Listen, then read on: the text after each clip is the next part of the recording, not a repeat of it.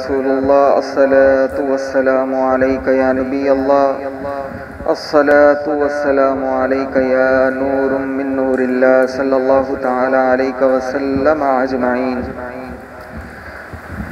حضرت سیدنا امام مسلم رضی اللہ تعالی عنہ کے صاحبزادوں کی شہادت کے بعد خبیث صفت شیطان حارث نے ان دونوں شہزادوں کی نعشوں کے ساتھ بے حرمتی کی اور دریائے فرات میں جس کا پانی شہیدوں کے لیے بند کر دیا گیا تھا، اہل بیت مصطفیٰ اس نہر کا پانی کیسے پی سکتے تھے جس میں مسلم کے یتیموں کا خون پڑا ہو۔ حارث نے سر اٹھاتے اور تشت میں سجا کر ابن زیاد کے پاس لے گیا اور تشت اس کے سامنے رکھ کر اوپر سے رومال اٹھا کر ہاتھ باندھ کر کھڑا ہو گیا۔ دل میں انعام ملنے کی خوشی سے لڈو پھوٹ رہے تھے۔ ابن زیاد نے شہزادوں کے کٹے ہوئے سر دیکھ کر پوچھا کہ یہ کیا ہے؟ حارث کہتا ہے کہ یہ مسلم کے بچے ہیں رضی اللہ تعالیٰ۔ بڑی مشکل سے پکڑ میں آئے۔ حارث نے خوش ہو کر کہا کہ ابن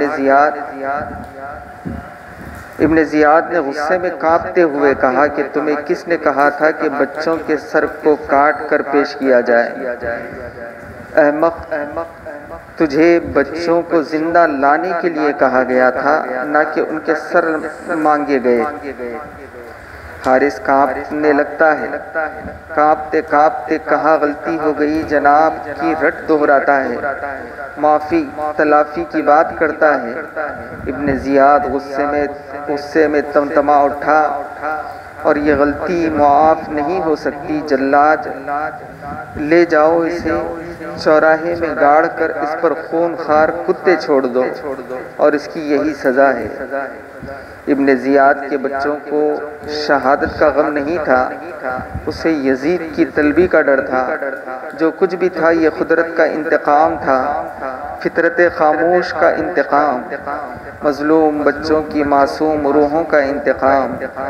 قاتل کو قتل ہونا ہی پڑتا ہے، ظالم کو اپنے ظلم کا بدلہ وصول کرنا ہی ہوتا ہے۔ یہ نظام قدرت ہے، اسے کوئی نہیں تبدیل کر سکتا۔ ظالم کو ظلم کرنے کے لیے وقت دیا جا سکتا ہے، لیکن اس پر گرفت قائم رہتی ہے، اس کے لیے قدرت کا شکنجہ تیار رہتا ہے۔ سر لینے کے بدلے میں سر دینا ہی پڑتا ہے۔ کسی کے ارمانوں کا خون کر کے اپنے ارمانوں کا لاشا اٹھانا بھی پڑتا ہے۔ یہ قانون فطرت ہے، یہ قضا اور قدر کا اصول ہے، یہ قدرت کا اٹل دستور ہے۔ اس کی گرفت سے بچنے کا سوال ہی پیدا نہیں ہوتا۔ قانون قدرت کو توڑا نہیں جا سکتا، یہ ازلی ہے اور ابد تک رہے گا۔ دنیا کے بعد ابھی آخرت باقی ہے، جہاں ذرے ذرے کا حساب بھی تو دینا ہے۔ من يعمل مثقال ذرة خيرا يره ومن يعمل مثقال ذرة شرا يره۔ حارث کو کوفے کے چوراہے اور اسی چوراہوں پر گھسیٹتے ہوئے لایا گیا اور اس کو آدھا زمین میں دھسا کر گاڑ دیا گیا۔ اس پر وہی اس پر خون خوار کتوں کو چھوڑا گیا۔ خون خوار کتوں نے انسان نما کتے کے جسم کی تکہ بوٹی ایک کر دی۔ ظالم کو ظلم کی سزا مل گئی، فطرت خاموش کو سکون حاصل ہو گیا۔ قضاء و قدر نے اپنا انتقام لے لیا اور ابھی یوم حساب باقی ہے۔ عبرت ہے اے اہل نظر، ہم سب کے لیے عبرت۔ حضرت مسلم کی شہادت کے بعد 8 ذی الحجہ کی صبح درخشاں طلوع ہوتی ہے اور کائنات ارضی کے گوشے گوشے سے آئے ہوئے فرزندان توحید جب حضرت سیدنا امام حسین مکہ معظمہ کی روانگی فرماتے ہیں تو 8 ذی الحجہ کی صبح فرزندان توحید مینا کو جانے کی تیاریوں میں مصروف ہیں، لیکن کربلا کا مسافر مکہ چھوڑ رہا ہے۔ محبان اہل بیت منا جانے سے پہلے شہزادہ مصطفیٰ کی زیارت کو ذوق در ذوق آ رہے ہیں، لیکن آپ کی کوفے کو تیاری دیکھ کر حیران ہو کر زبان حال سے کہتے ہیں، اے تماشا گاہ عالم روئے تو کجا بہرے تماشا می روی۔ 8 ذی الحجہ کو مکہ معظمہ زاد اللہ شرفہا میں کیا ہوتا ہے، یہ وہی لوگ بتا سکتے ہیں جو حج کی سعادت سے مشرف ہو چکے ہیں۔ ملک سے آئے ہوئے لوگ سفید احراموں کے ایک ہی جیسے لباس میں مساوات اسلامی کا کامل نمونہ بن کر حرم کے اندر اور باہر شانہ بشانہ کھڑے ہوتے ہیں، اور یوں معلوم ہوتا ہے کہ ایک ہے مسلم حرم کی پاسبانی کے لیے، ایک ہے مسلم حرم کی پاسبانی کے لیے نیل کے ساحل سے لے کر تاب کے کاشغر لبیک اللہم لبیک کی صدائیں ہیں، بارگاہ خداوند جل علا میں دعاؤں کے لیے ہاتھ اٹھے ہوئے ہیں، غلاف کعبہ کو تھام کر فریاد پر فریاد ہو رہی ہے، لوگوں کے ہاتھ اٹھے ہوئے ہیں اور غلاف کعبہ کو تھام کر فریاد کی جا رہی ہے، اپنے گناہوں کی گٹھریاں ہاتھوں پر رکھے ہوئے رب کائنات کے حضور میں سر جھکائے کھڑے ہیں۔ عجیب عالم ہے، یہ وہ واحد مقام ہے جہاں عورتوں مردوں کے اختلاط کی اسلام نے اجازت دے رکھی ہے، لیکن کیا مجال کہ کسی کی آنکھ میں کجی آ جائے۔ لوگ تو پہلے ہی اپنے گناہوں پر سچے دل سے شرمندہ ہوتے ہیں، پھر گناہ کا تصور کہاں۔ حرم کے اندر اور باہر ایک ملکوتی حسن چھا جاتا ہے، کوئی طواف کر رہا ہوتا ہے، کوئی حجر اسود کو چوم رہا ہوتا ہے، کوئی میزاب رحمت کو حسرت بھری نگاہوں سے دیکھ رہا ہے، کوئی زمزم سے پیاس بجھا رہا ہے اور کوئی دعا مانگ رہا ہے۔ خطیم میں نوافل ادا کیے جا رہے ہیں، مقام ابراہیم پر نمازیں پڑھی جا رہی ہیں، صفا مروہ کی دوڑیں لگ رہی ہیں، ہر طرف نور کی چادر تنی ہوئی ہے، رحمت الہی جوش میں ہے، ایسا رقت انگیز سما ہے کہ آنسو خود بخود جاری ہو جاتے ہیں۔ ہمیں یہ بہاریں دیکھنے کا شرف حاصل ہوا ہے اور پھر دوبارہ حاضر ہونے کے لیے تڑپ بھی ہے۔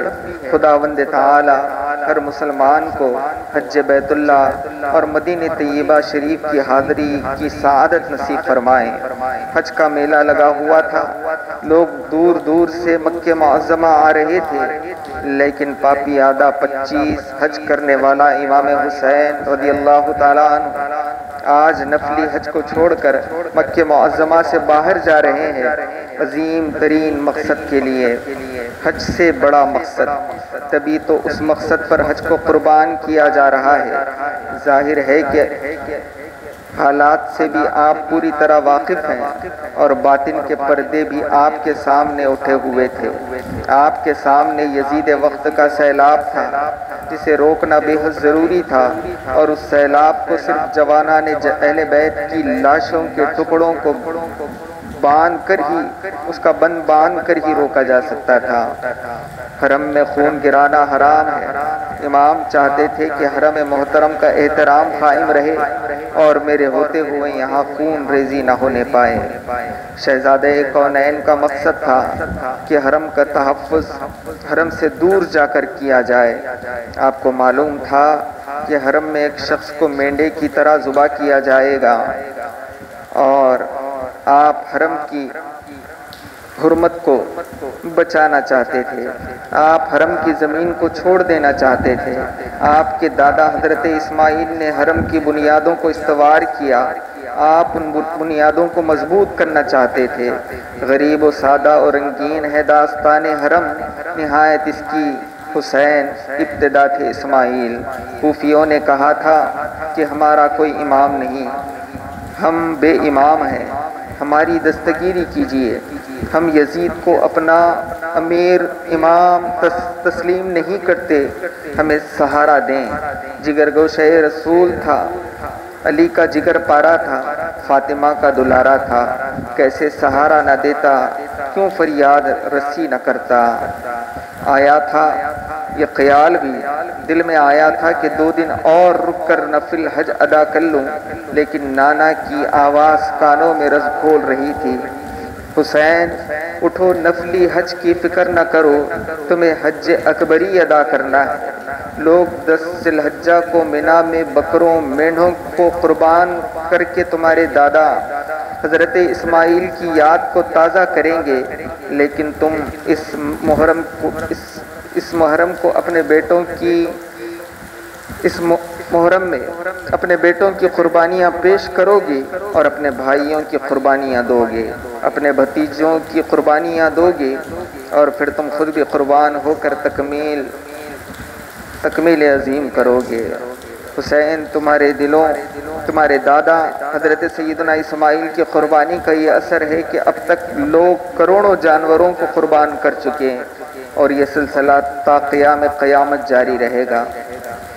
تمہارے دادا حضرت اسماعیل کی جگہ جانور قربان ہوا تھا، لوگ جانوروں کو ذبح کر کے ان کی یاد مناتے ہیں، لیکن میرے پیارے حسین، تمہاری جگہ مینڈھا قربان نہیں کیا جائے گا، تم تو آنے مقدس انسانوں کی قربانیاں پیش کرو گے، جن میں خصوصی صفات ہوں گے، جن کے چہروں پر ملکوتی حسن ہوگا، جن کے خون کے ہر قطرے سے صدائے اللہ اکبر بلند ہوتی رہے گی، جن کے دلوں میں ایمان کی حرارت ہوگی، جن کے سینوں میں شمع صداقت فروزاں ہوگی۔ پھر تمہاری ان قربانیوں کا اثر لامتناہی ہو جائے گا، سرمدی اور ابدی ہو جائے گا۔ لوگ تمہاری ان قربانیوں کی یاد بکروں مینڈھوں کو قربان کرنے کے بجائے اپنی جانیں پیش کر کے منائیں گے۔ مائیں اپنے بیٹوں کی شہادت پر فخر کیا کریں گی، باپ اپنا سرمایہ حیات لٹتے ہوئے دیکھ کر خوش ہوں گے، اہل وفا شہید ہو کر تمہارے پرچم تلے جمع ہونے کے لیے بے قرار ہو جائیں گے۔ قیامت تک ہر دور میں نعرہ حسینیت بلند ہوتا رہے گا، اور اہل حق لوگ اپنی جانیں قربان کر کے تمہیں خراج عقیدت پیش کرتے رہیں گے۔ ان کا خون تمہارے خون کی سلامی کے لیے مچل جائے گا، تمہارا لہو ان کے لہو میں حرارت ایمانی بھر دے گا، ان کے خون کے ہر قطرے میں بوئے وفا رج بس جائے گی، انہیں حق و صداقت کی سربلندیوں سے آگہی حاصل ہو جائے گی، اور یہ سب تمہارے طیب و طاہر اور مقدس خون کا اثر ہوگا۔ اٹھو میرے حسین، بکروں مینڈوں کی قربانیوں کے بجائے اپنے جگر کے ٹکڑوں کو قربان کر دو، اکبر و اصغر کی قربانی پیش کرو، قاسم و عباس کی قربانی پیش کرو، اون و محمد کی قربانی پیش کرو، اپنے وفا پرور ساتھیوں کی قربانیاں پیش کرو۔ پھر خدا تعالیٰ کے قانون کے تحفظ کے لیے، میرے دین کو بچانے کے لیے، میری شریعت کی حفاظت کے لیے، حق کی سربلندی کے لیے، اسلام کی بقا کے لیے، عظمت انسانیت کے لیے خود بھی قربان ہو جاؤ۔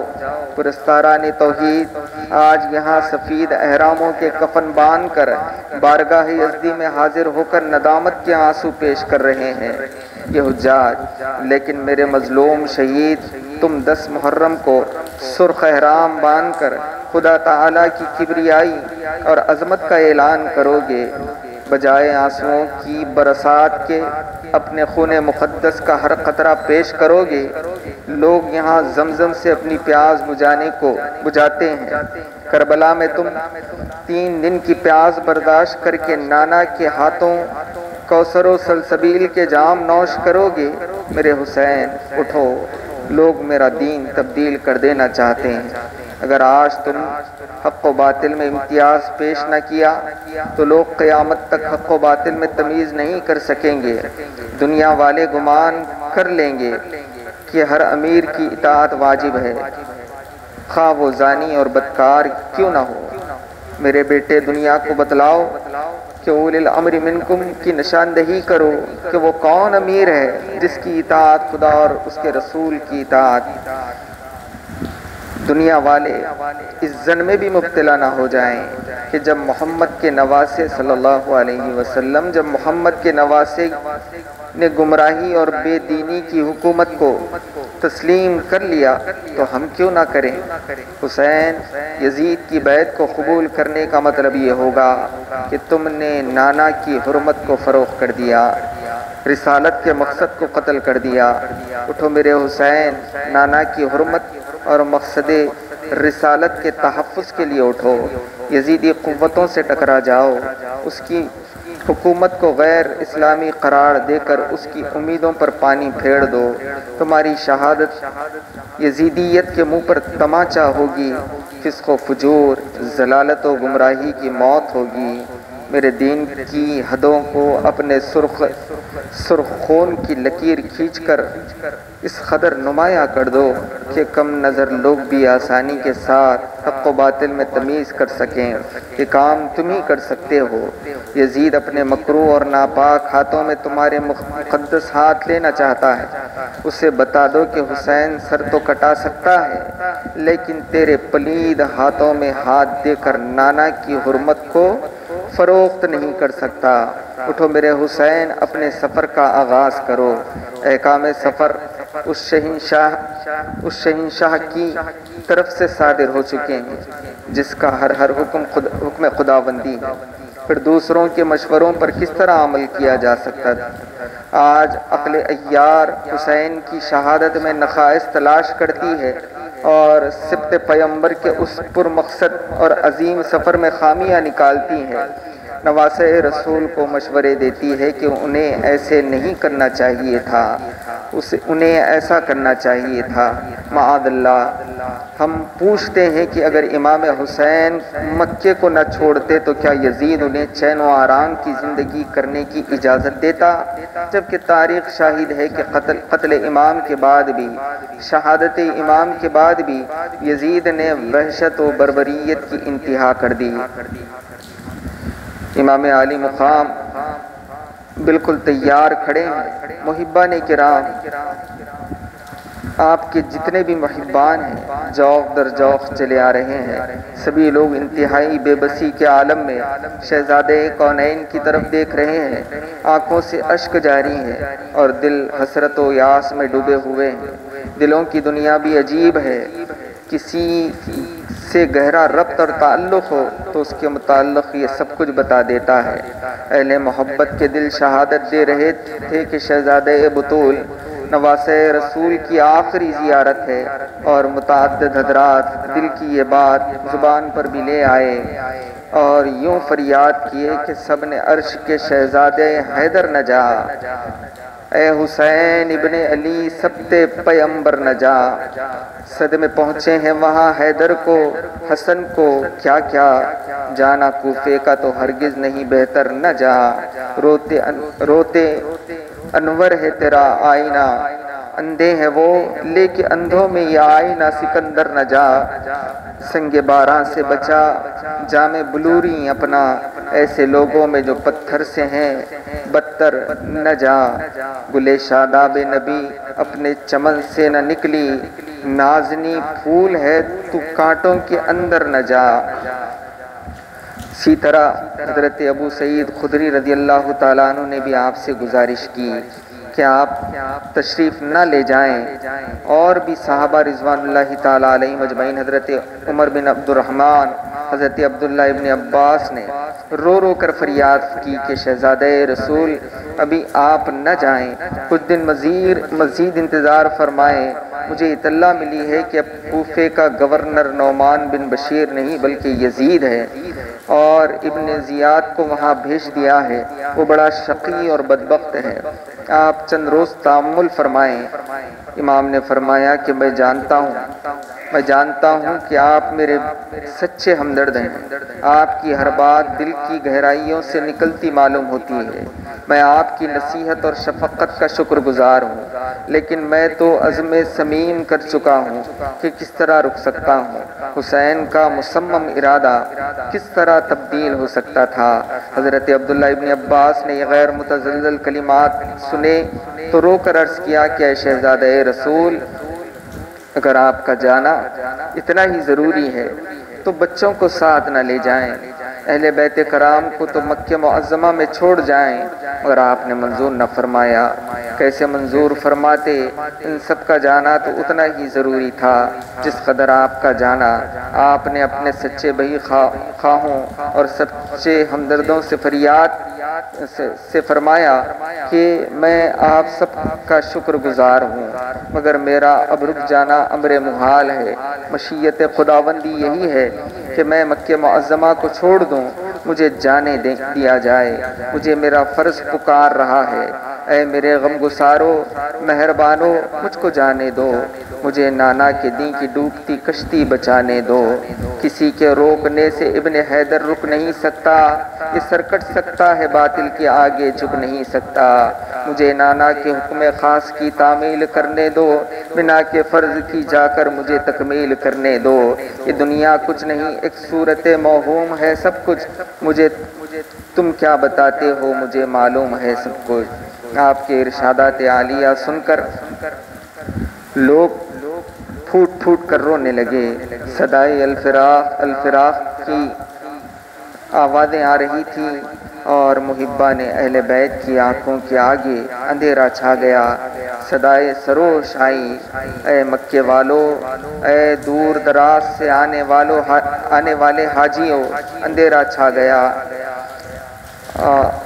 محمد عربی صلی اللہ تعالیٰ علیہ وسلم کے حاجیوں، دور دراز سے آنے والے حاجیوں، محمد عربی کے چاند کی آخری زیارت کر لو، فاطمہ کے لال کا آخری دیدار کر لو۔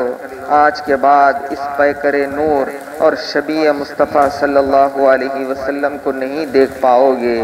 حسین رضی اللہ تعالیٰ عنہ نے حرم محترم کی طرف نگاہیں اٹھا کر فرمایا، اے جلوگاہ رب جلیل، اے تصویر ذوق ذبح قلیل، حسین تیری عظمتوں کو سلام پیش کرتا ہے۔ اللہ تبارک و تعالیٰ تیری حرمت کی حفاظت فرمائے۔ تیرا وجود خطا کاروں گناہ گاروں کے لیے چشم رحمت ہے، تو سراپا برکت ہی برکت ہے۔ تیری زیارت سے گناہوں کا خاتمہ ہو جاتا ہے۔ تیری حرمت کو بچانے کے لیے نانا جان تجھے چھوڑ کر مدینہ طیبہ کو چلے گئے تھے، مکے کو مخاطب ہو کر ارشاد فرما رہے تھے، آج تیری حرمت کو بچانے کے لیے حسین کربلا کو جا رہا ہے۔ اے کعبے کی دیواروں، تم سلامت رہو، خوش نصیب تم سے چمٹ کر اپنے گناہوں کی معافی مانگتے رہیں۔ حجر اسود تو بھی سلامت رہنا، تجھ کو میرے نانا نے چوما تھا، تو بڑا خوش نصیب ہے، لوگ تجھے قیامت تک چومتے رہیں گے۔ میری طرف دیکھ، میں بھی بوسہ گاہ رسول ہوں، لیکن تجھے چومنے والوں میں سے کچھ لوگ میری گردن پر تلوار چلائیں گے۔ یہ اپنا مقام ہے۔ امام علی مقام کی رقت انگیز گفتگو سے کعبۃ اللہ کی دیواروں کو لرزہ آ جاتا ہے۔ فضاؤں میں ایک درد افزا صدا گونجی، ہوئی گم مرکز اسلام سے اسلام کی پونجی۔ چلے ہیں کربلا کو کربلا کے کعبہ کے والی، خدا کا گھر نبی زادوں سے گویا ہو گیا خالی۔ امام علی مقام کی روانگی کی اطلاع اطراف و جوانب میں تیزی سے پھیل گئی۔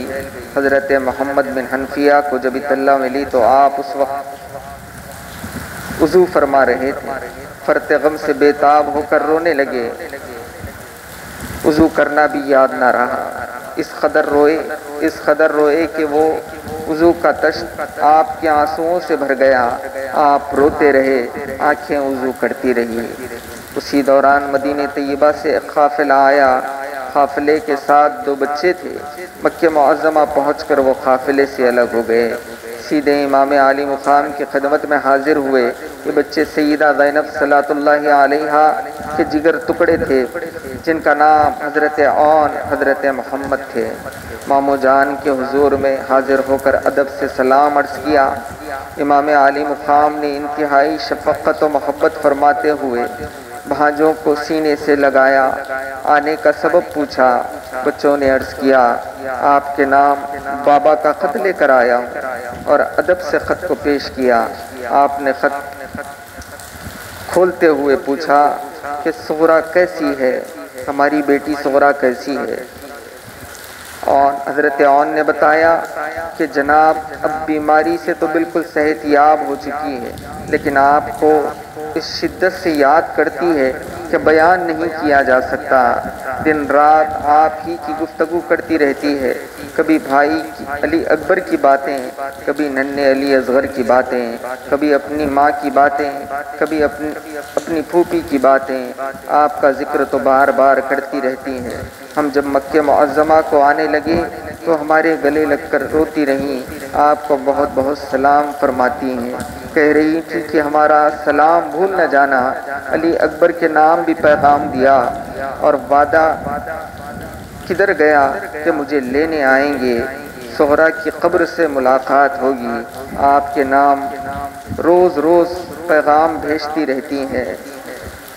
اور پھر کہتی تھی کہ میں سکینہ سے بھی ایک قسم کی رشک کرتی ہوں کہ وہ بھی میری بہن ہے، اسے بھی بہت سلام کہنا، ننھے علی اصغر کو میری طرف سے گود میں لے کر سینے سے چمٹانا۔ امام عالی مقام نے یہ حضرت زہرا کی اس رودات کو سن کر سرد آہ کھینچی، خط پڑھنا شروع کیا۔ لکھا تھا کہ من جانب عبداللہ بن جعفر بنام نواسۂ رسول حضرت امام حسین رضی اللہ تعالیٰ، بعد از حمد و صلات آپ کو تمام اہل بیت کو سلام قبول ہو۔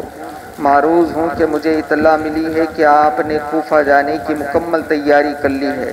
میں آپ کو خدا کا واسطہ دیتا ہوں کہ آپ اپنے اس عزم اور ارادے کو ملتوی فرما دیں، کیونکہ یہ معصیت اور بلاؤں کا راستہ ہے، مصیبت اور بلاؤں کا راستہ ہے۔ اگر آپ کو معاذ اللہ قتل کر دیا گیا، شہید کر دیا گیا تو زمین کا نور بجھ جائے گا۔ اس وقت آپ ہی تو منبع ہدایت اور اہل ایمان کی امیدوں کا مرکز ہیں۔ میں نے عامل مدینہ سعید بن عمر رضی اللہ تعالیٰ عنہ سے آپ کے لیے امان حاصل کی، میں جلد حاضر ہو کر ان سے تحریری امان بھی حاصل کر لوں گا۔ امام عالی مقام نے خط بند کیا، مدینہ منورہ کی طرف رخ کر گئے اور اپنی والدہ ماجدہ کو سلام کہا، حضرت زہرا کی یاد میں اٹھنے والے طوفانوں کو دبایا اور وہیں پر سے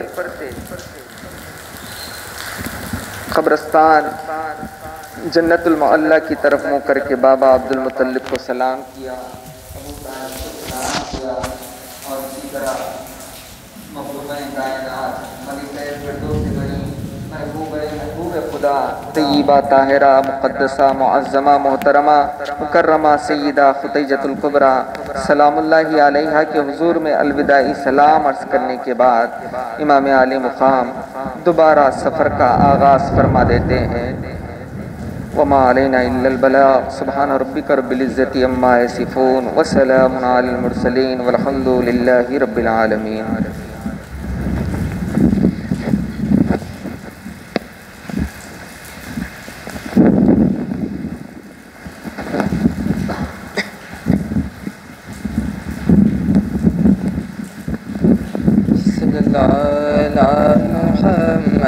صلی اللہ علیہ وسلم، صلی اللہ علی محمد، صلی اللہ علیہ وسلم، صلی اللہ علی محمد، صلی اللہ علیہ وسلم، صلی اللہ علی محمد، صلی اللہ علیہ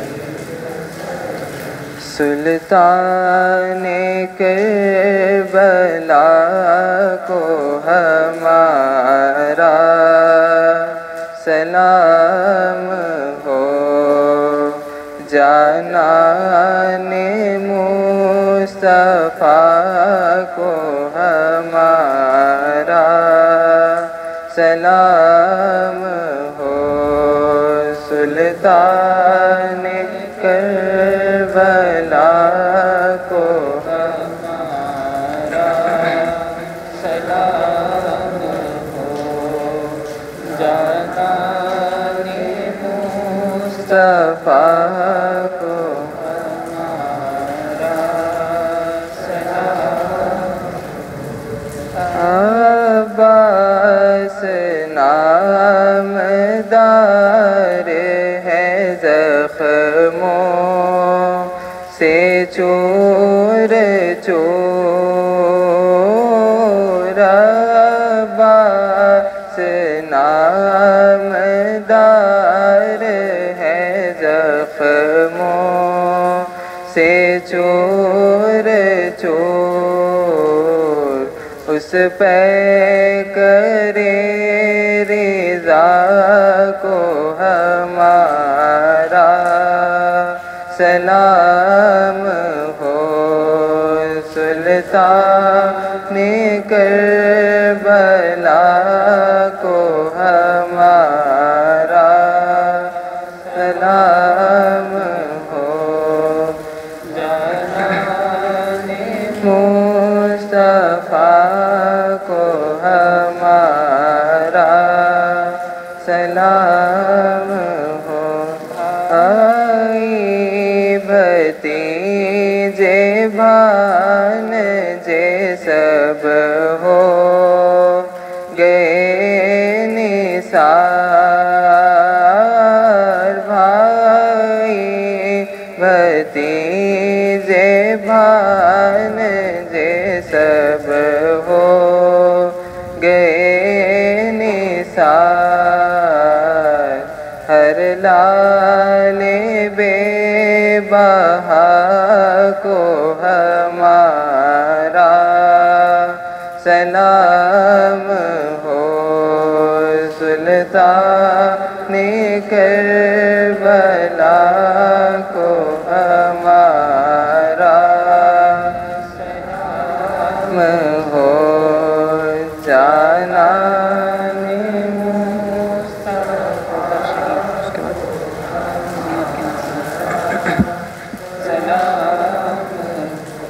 ہو کر شہید قوم کی کشتی تیرا گئے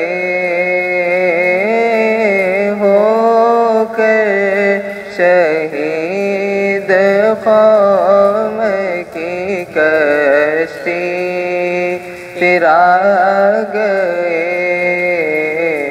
امت کے ناخدا کو ہمارا سلام ہو سلطان کربلا کو ہمارا سلام ہو جانان مصطفیٰ کو ہمارا سلام ہو قال الله تعالى في شان حبيبه إن الله وملائكته يصلون على النبي يا أيها الذين آمنوا صلوا عليه وسلموا تسليما اللهم صل سبحان ربك رب العزة عما يصفون وسلام على المرسلين والحمد لله رب العالمين.